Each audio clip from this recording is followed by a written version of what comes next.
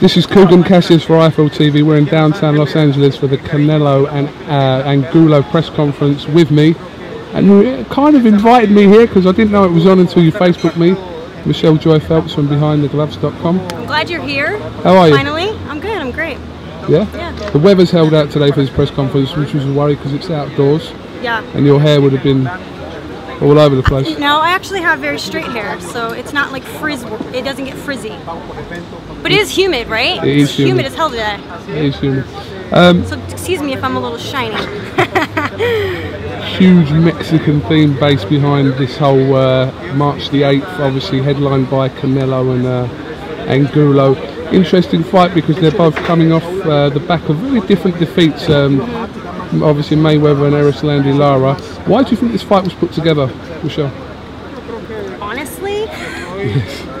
Honestly, I think it's because Cotto fell through, and you know, when anybody's coming off of a loss, both guys, not saying that they're easy work for either one of each other because they're not. I just think it made sense because it didn't have a title. There's no title at risk, and I don't know. To me, it made a perfect sense when I heard that it was going to be Angulo fighting Canelo. I mean, I asked Angulo the same question that, you know, who has more to lose in this fight? You know, if they were to lose this fight, who do you think has? Canelo, and that's because the bar has been set so high for him from the start, and I think that's why when he lost, don't get me wrong, it affects everyone when they lose, but I think more especially for him because when you're put on a pedestal the way that you are in front of the world saying, like, you know, he's the next big superstar, which he is, you know, people kind of like to ride off of their O's, and when that happens to him, especially now if he loses again, I think it would hurt him the most than Angulo. Yeah. Also on this bill, obviously we've got Leo Santa Cruz there. He's not really a rising star anymore, he's kind of there, isn't he? He's the WBC Super Bantamweight champion, so everyone's always excited to see Leo fight on this bill as well. Yeah, I'm excited because I've been following Leo's career before he was ever on Showtime. So to see his rise has been really exciting. I mean, he's literally gone from this guy who would walk into a room and no one would even recognize him to now, you know, finally being recognized for all of his hard work. So I think it's really nice. The last time I saw you, we were obviously, you know, trying to... Matisse Peterson, Atlantic City. Yeah. And that was also... Alexander and Lee Purdy. And obviously we were trying to out this Mayweather, Khan, Alexander. Well, Porter wasn't involved back then, but were you shocked about Sean Porter's win over Devin Alexander? Shocked? I'm never shocked, ever. And I think that's because you have to go into it always expecting that an upset can happen.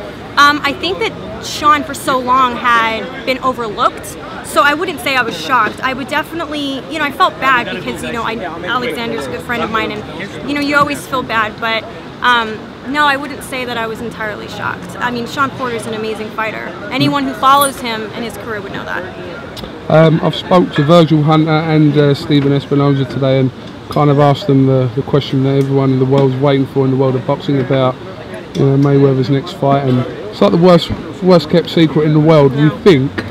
But I mean, you called this a while ago, didn't you? I mean, yeah. You did, in fact, I did it in September after the no, not September. I'm sorry, May, when Floyd fought Guerrero.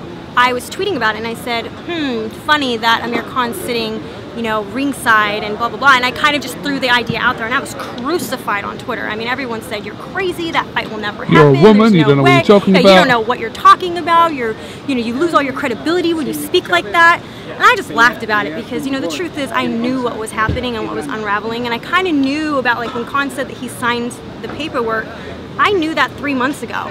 And he's been signing the paperwork. So, I think it's going to happen. I think that there's really no other option at this point. And so I understand that the fans are a bit upset. They want to see like Garcia or, I mean, hell, Tim Bradley, a lot of other people take it. But the truth of the matter is it comes down to, number one, Khan's available. Number two, Khan has a backing that will help bring in a revenue that Showtime needs for Floyd Mayweather to bring in right now, because he really hurt him fighting Guerrero, not making any real money out of it. So that's kind of my thought. I mean, it's going to happen, so brace yourselves. Are you predicting any other super fights to happen this year?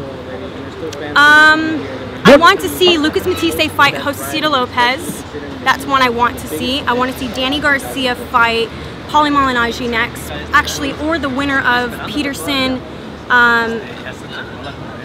and Jean, but that might be a bit too soon considering he's fighting this weekend.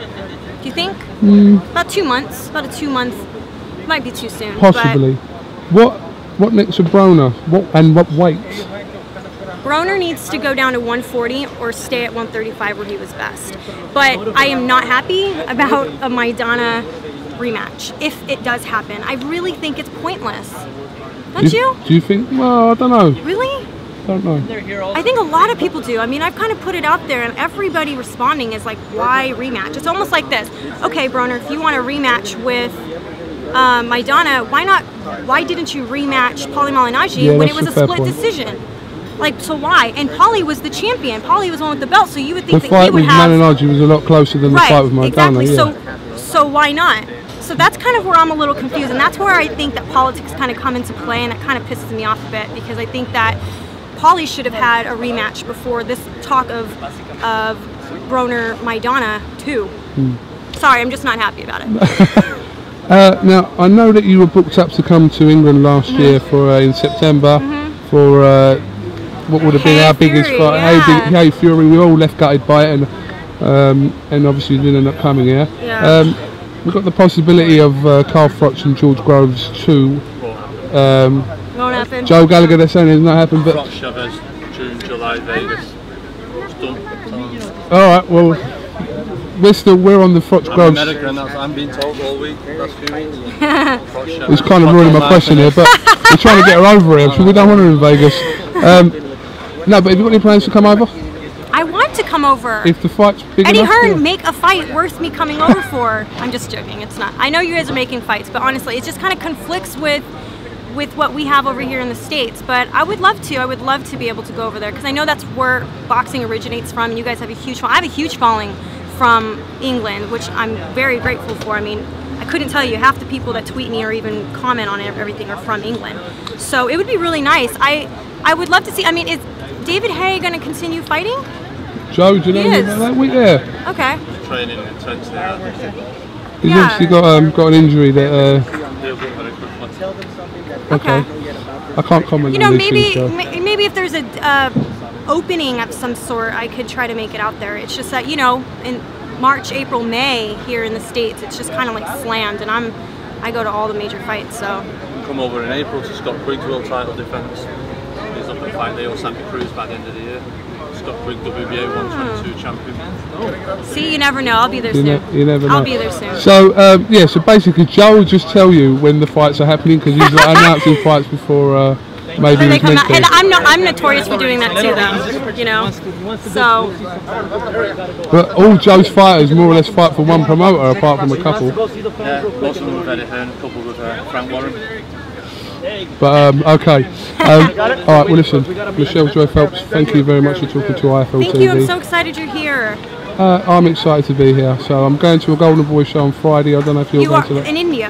Yes. No, unfortunately I'm not going. But you know what? If my plans don't end up happening for that weekend, maybe I'll consider going. I have someone covering it for me, so. Okay. But you know, you never know. Alright, if not, I'll catch up with you before I go anyway. Absolutely, yeah.